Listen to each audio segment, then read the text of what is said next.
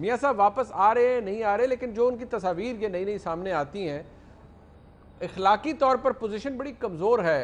हर कोई यही कहता है कि आना चाहिए मियाँ साहब को। बिस्मिल्लाहिर्रहमानिर्रहीम। देखिए, मियाँ नवाज शरीफ साहब हर एक के चाहने या ना चाहने के अलावा भी इससे पहले जब बेगम कुलसूम नवाज साहिबा जो हैं वो बिस्तर मर्ग पे थी और मियाँ नवाज शरीफ साहब को सज़ा सुनाई जा चुकी थी, तो वो पाकिस्तान तशरीफ़ लाए थे। जी। ये तारीख़ का हिस्सा है।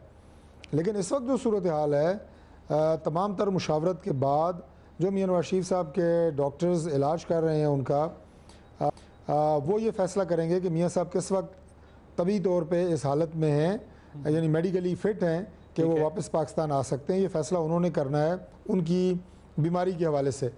और तीसरी बात यह है जी कि मियाँ नवाज शरीफ साहब जब यहाँ से गए हैं उस वक्त भी अपने पाँव पे चल के गए थे, और उसके बाद भी कभी किसी ने ये नहीं कहा कि वो खुदा न खास्ता चल फिर नहीं सकते। यहाँ तो मैं तो खुद चूँकि डॉक्टर हूँ, अगर जिसका हार्ट बाईपास सर्जरी होती है, एक दिन छोड़ के अगले डॉक्टर उसे पकड़ के कमरे में चहलकदमी करा रहे होते हैं कि आप उठ के चलें फिरें। अगर आप बिस्तरे लेट जाएंगे तो हार्ट के अलावा आपको कई और बीमारियां शुरू हो जाएंगी। तो ये बात मुझे समझ नहीं आती, लेकिन चूंकि जाहिर है ये हर बंदा मेडिकल की जरूरत को नहीं समझ सकता। जो साहब अदालत ने कहा जिस हालत में भी ये वापस आए, अगर आपने फरमाया वो चल फिर सकते हैं, उनकी तबीयत बादियों नज़र में तो ठीक है, तो वापस आ नहीं रहे फिर, या ये भी खबरें हैं कि वो आना चाहते हैं, आप पार्टी नहीं आने देना चाहती? मैं दोबारा वहीं से बात शुरू करूंगा, लेकिन विद अ डिफरेंट रेफरेंस, कि जिस मरीज़ का बाईपास ऑपरेशन हो रहा होता है जी, वो भी चल के ऑपरेशन थिएटर जाता है। वो भी ऐसा नहीं होता कि स्ट्रेचर पे पड़ा होता है या बेहोश होता है। तो बादियों नज़र में जो लफ्ज़ आपने इस्तेमाल किया है वो बिल्कुल ठीक होता है। ठीक है। और खुदा न खास्ता जिन लोगों को दिल के दौरे पड़ते हैं, बादियों नज़र में बिल्कुल ठीक होते हैं, तैयार श्यार होकर निकलते हैं किसी और काम से, पता चल जाए जी हार्ट अटैक हो गया है, बादियों नज़र में ठीक होते हैं। तो मियां नवाज शरीफ साहब की जो बीमारियां हैं वो तो डायग्नोस्ड हैं, वो तो सबको पता है कि दिल का ऑपरेशन हो चुका है, उनकी ब्लड प्रेशर के इशूज़ हैं, डायबिटीज़ का इशू है, किडनीज़ का इशू है। तो मेरा ये ख्याल है कि अदालत भी इस बात को ज़रूर गौर करेगी कि उनकी मेडिकल फिटनेस जो है वो डॉक्टर्स जब इंशाल्लाह वो बता देंगे कि वो मेडिकली फिट हैं तो ज़रूर पाकिस्तान आएंगे। पाकिस्तान में उनका सारा कुछ पाकिस्तान में है, क्यों नहीं पाकिस्तान आएंगे, ज़रूर आएंगे। जैसे मैंने पहले कहा, इससे पहले वो जेल जाने के लिए आ सकते हैं, तो वैसे आके यहाँ पे अपने मुल्क में वो अपने मुकदमात का भी सामना करेंगे। ठीक है, तो मेरे साथ रहिएगा, सारी बात यहाँ पे है। ठीक है, मेरे साथ रहिएगा। अंजलीब साहब, मियाँ साहब की बीमारियां डायग्नोज्ड हैं, आ जाएंगे वापस। अब आप लोग वो खामखा इतनी तनकीद कर रहे हैं, अदालत ने कहा है, लेकिन वो कहते हैं मियाँ साहब पहले भी आए थे, अब भी आ जाएंगे। आप लोगों को इतनी फिक्र क्यों है? देखिए, इसमें 3 पहलू हैं। नंबर 1 तो आपको याद होगा 26 मार्च, आज तो प्रूव हो गया उस खत से, जो 26 मार्च को ये कहते हैं ना कि वो कोविड की वजह से वो ऑपरेशन नहीं हो सका कि बंद हो गए। हॉस्पिटल ने 26 मार्च को कहा कि जी आपकी डेट है, आप आके ऑपरेशन करा लें। मियाँ साहब ने रिफ्यूज कर दिया कि जब तक मेरी बेटी नहीं आएगी मैंने ऑपरेशन नहीं कराना। अच्छा। तो ये तब के उसको लटका के बैठे हुए हैं। और अब तो आपको पता ही है कि वो वहाँ बैठ के मौलाना साहब की मिन्नतें कर रहे हैं कि मुझे रेंट अ क्राउड पे बंदे हम आपके साथ भेज देंगे और हमें एक दफा फिर मौका दिया जाए। दूसरा पहलू जो बड़ा इम्पोर्टेंट है वो ये है कि मियाँ साहब और पीएमएलएन की तारीख है, और कभी भी वो नहीं आते वापस जब तक के इक्तदार की उनको प्रॉमिस ना हो। इक्तदार निकलता है वो भाग जाते हैं और हमेशा झूठ बोलते हैं।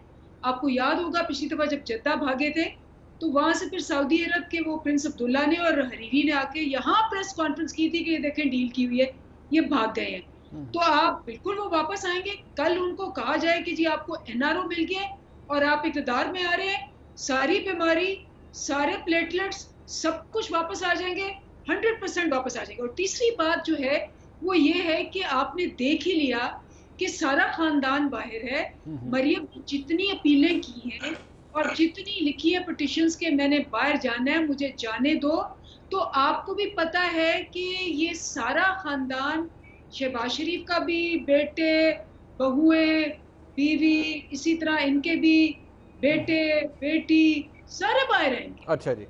अब इनको यहाँ ऑब्वियसली सिर्फ एक शर्त पे ये आते हैं, ये मैं आप लिखवा लें आप, कि जैसे एनआरओ मिले या इक़्तिदार में आने की पेशकश होगी, ऐसे तो मेरा ख्याल है खुद फ्लाइंग गियर लगा के आ जाएंगे।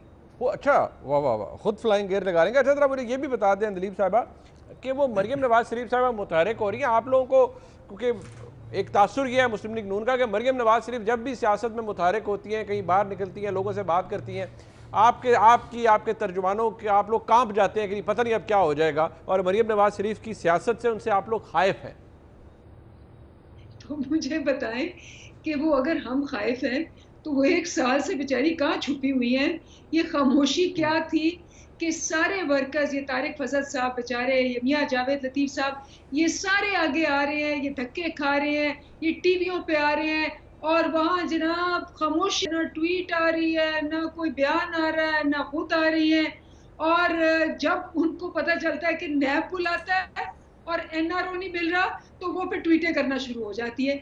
तो ये एक अफसोसनाक लीडरशिप का पहलू है कि सिर्फ इक़्तिदार, पैसा, और जब उनको जेलों में ना डालें, जेलों में बाहर रखें, तो वो उस वक्त जनाब वो शेर बन जाते हैं, और जैसे ही उनको जेलों में डाला जाता है वो या तो बाहर भाग जाते हैं या अपने बंकरों में चले जाते हैं, घरों में छुप जाते हैं और वेट करते हैं कि कोई वीक हम बाहर निकले। तो ये लीडरशिप ऐसी होती है, जब मुश्किल आती है लीडर सबसे आगे होता है। लीडर जो है वो 1 साल आगे होता है। ये नहीं होता कि अब उस लीडर को लग रहा है कि शायद हमें बाहर ना जाने दे और एनआरओ ना मिला तो I might as well come out, पत्थर लेके मैं बाहर आती हूँ, ये मुझे पकड़ ना लेना। अगर दोबारा पकड़ लिया तो आपको पता है उनको तो आदत ही नहीं। अच्छा, अभी नवाज शरीफ साहब जब तक जेल में थे प्लेटलेट्स गिर रहे थे स्ट्रेस से, जेल से निकले हैं तो वो आप भी देख रहे हैं कि वो माशाल्लाह ऑक्सफोर्ड स्ट्रीट क्या और बॉन्ड स्ट्रीट क्या ऐसी चहलकदमी हो रही है कि मेरे ख्याल है कोई 25 साल के बंदे की ऐसी चहलकदमी ना। अच्छा, ठीक है, ये आपका मौक़िफ़ है। बट चौधरी साहब जरा मुझे ये बताइएगा, मरियम नवाज शरीफ साहबा ने एक ट्वीट में कहा कि अब बिल्कुल वो वेल लेफ्ट नहीं करेंगी सियासत का, अब वो खेलेंगी। मियाँ साहब की चलें आती रहती हैं, लेकिन मरियम नवाज शरीफ साहबा का प्लान है क्या? ये हुकूमत का मौक़िफ़ तो यही है कि नहीं भाई 1 साल वो चुप थी तो किसी अंडरस्टैंडिंग के तहत चुप थी, अब अगर वो मुतहरिक हो रही है तो उसके पीछे भी कोई वजह है? देखिए, पहली बात तो ये है कि अभी अंदलीब अब्बास साहिबा ने फरमाया कि मियाँ नवाज शरीफ साहब या उनकी टीम या उनकी फैमिली जो है वो इक़्तिदार के लिए पाकिस्तान आती है। अभी मैंने कहा पता नहीं, मैं गुफ्तगू कर रहा था तो मोहतरमा सुन नहीं रही थी। मैंने ये बात अर्ज़ की और ये तारीख़ का हिस्सा है कि पिछली दफ़ा मियाँ नवाज शरीफ साहब जब आए थे तो उन्हें सज़ा सुनाई जा चुकी थी। वो इक़्तिदार के लिए नहीं आए थे, वो जेल जाने के लिए आए थे। लिहाजा इस तरह की गलत बातें और मफरूज़ों पे मबनी और झूठ पे मबनी गुफ्तगू बराए मेहरबानी चैनल्स पे बैठ के ना किया करें, क्योंकि बहुत सारे ऐसे लोग हैं, ऐसे नौजवान हैं जो नए नए वोटर बन रहे हैं पाकिस्तान में। माशाल्लाह बड़ी तादाद है ऐसे नौजवानों की। गलत गाइड ना करें और तारीख़ को मस्ख मत करें, और भाग जाना और ये इस तरह के लफ्ज़ मुनासिब नहीं होता किसी खातून के मुँह से। लेकिन ऐसी कोई बात नहीं है, मैं इसे बिल्कुल कंडेम करता हूँ। मियाँ नवाज शरीफ साहब इससे पहले भी जब सऊदी अरब गए थे तो वो भाग के नहीं गए थे, वो उस वक्त भी ऑफिशियल कस्टडी में थे। तो मुझे बताएं कि ऑफिशियल कस्टडी में जब कोई बंदा जेल में हो या अटक किले में हो तो वहाँ से वो क्या कोई अपनी मर्ज़ी से मफरूर हो जाता है। और सबसे बड़ी बात यह है कि हुकूमत के ये लोग जब भी आते हैं टीवी पे, सिवाय जली कटी सुनाने के, तंज़ व तज़हीक के, इस किस्म के लफ्ज़ जो मैं कहता हूँ कि टीवी पे बैठ के फैमिली सुन नहीं सकती, ये इस्तेमाल करने के अलावा इनके पल्ले है क्या? कोई चीज़ इनके पल्ले है? अवाम को ये मुंह दिखाने काबिल हैं? जो इनकी कारकर्दगी है, जितने अवाम के लिए मसाइल में इन्होंने इजाफा किया है, लोगों की ज़िंदगी जीरन कर दी है, लोग झोलियाँ उठा उठा के बदुआएं इनके लिए कर रहे हैं, कुछ भी नहीं है सिवाय चंद लफ्ज़, जली कटी बातें, और वो भी बड़े तन से मुंह टेढ़े करके। वो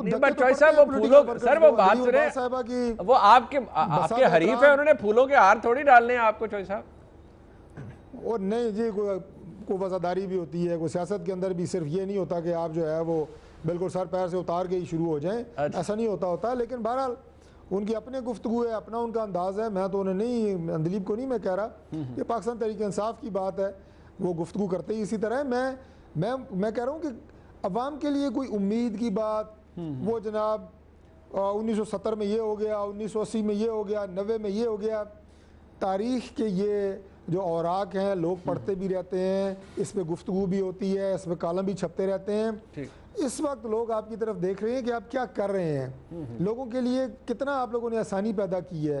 ये दूसरों को जली कटी सुनाने के लिए और ये ताना जनी के लिए ये आप लोग टेलीविजन के ऊपर आते हैं। खुदा के लिए ठीक है, आप कुछ वो बताएंगे, लोग आज सुनना चाहते हैं आपसे कि कोई रिलीफ की बात है, ठीक है, कोई ठीक है, अवाम के अच्छा, फायदे की बात है, हाँ नहीं अवाम के कोई ठीक है, ऐसी बात जैसे अवाम खुश हो, ऐसी कोई बात है कोई भी नहीं है आप लोगों के पास। ठीक है, हम लोग टीवी के ऊपर बस यही बातें ठीक है। अच्छा चले, मैं लास्ट वर्ड अंदलीप साहब, बिकॉज एक आपका मौकफ ही चाहिए, तो चॉइस साहब का आ गया। कोई अच्छी बात भी किया करें जी, आप आके इतनी जली कटी सुना देते हैं आकर, कोई अच्छी बात किया करें, जरा कंक्लूड कर दें। सही कह रहे हैं, सच कड़वा होता है और बड़ा मुश्किल होता है जब आपने इतनी तजर्बाकार टीम रखी हुई जिसने 40 साल धोखा दे के, टीटियां करके, मनी लॉन्ड्रिंग करके, मतलब इससे बड़ा सच क्या होगा कि मनी लॉन्ड्रिंग का वो जो बिल है, फैटफ ने कहा हुआ है कि जी 10 साल आपको हमने ग्रे लिस्ट में डाला। बताएं कि नवाज शरीफ के 3 दौर मिला के 8.5 साल बनते हैं, ये बताएं इन्हें, 40 साल नहीं बनते। मैं नहीं बोली, झूठ ना बोले मेरे मैडम, मैं बोलेंगी बीच में। अच्छा यार 40 साल क्यों हमारे मत्थे लगा रही हैं आप? 8.5 साल का इकतदार है हमारा, 40 साल क्यों मत्थे लगा रही हैं हमारे आप? अच्छा 5 साल आपके, 5 साल जरदारी साहब के, एक पापड़ वाला, एक चीनी वाला। जरदारी का मैं जिम्मेदार नहीं हूँ ना, मैं जरम शरफ का जिम्मेदार हूँ ना, मैं ज़ाउल हक साहब का जिम्मेदार हूँ। साल का तजुर्बा, 8.5 साल है नवाज शरीफ के, आप कैलकुलेट कर लें, नहीं तो अपने वो कैलकुलेटर होता है मोबाइल पे, उस पे कर लें। चल नहीं, वो अंदलीप साहब को बोलने नहीं दिया ना आपने, उनके वो स्काइप पर, वो स्काइप पर है, उनको डिसएडवांटेज है। मुनीब साहब 40 साल वो हमारे ये अभी जो तमीज की बात है, उनको इनकी तमीज देखें कि इन्होंने एक सेकंड सब्र नहीं किया। अदवार कितने हैं चॉय साहब, वो उनको डिसएडवांटेज है, वो स्काइप पर है। चॉय साहब क्यों झूठ बोल रही हैं?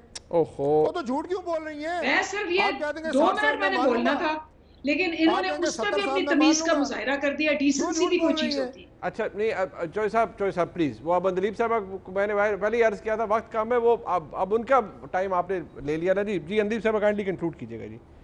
सो मैं ये बात कर रही हूँ कि ये वो कोरोना वायरस जिसने इंडिया को -23% कर दिया, तबाह कर दिया, पाकिस्तान का सारी दुनिया कह रही है कि जी कमाल है, ऐसी इकोनॉमी रिकवर की है। स्टॉक मार्केट जो है वो एशिया में नंबर 1, दुनिया में नंबर 4 है। हाईएस्ट रेमिटेंसेस हैं, हाईएस्ट आपकी इन्वेस्टमेंट्स हैं, और आपका जो इन्होंने खसारा इस मुल्क में छोड़ के गए थे 20 अरब का, वो 2 सालों में 3 अरब पे आ गया है। और ये रिस्की आईसीयू में इकोनॉमी छोड़ के गए थे और अब इकोनॉमी स्टेबल हो गई है। मूडीज ने कहा है कि इन्होंने आईसीयू में इकोनॉमी छोड़ी, ये तो फैक्ट्स है। तो अब बताएं कि इन्होंने अगर 30 साल में मुल्क का बेड़ा गर्क किया है और हमने 2 साल में पिछले 100 साल की सबसे बड़ी आफत है कोरोना, ठीक है जी, कोई उससे डील नहीं कर सका, ठीक है, इंडिया तबाह हो गया है।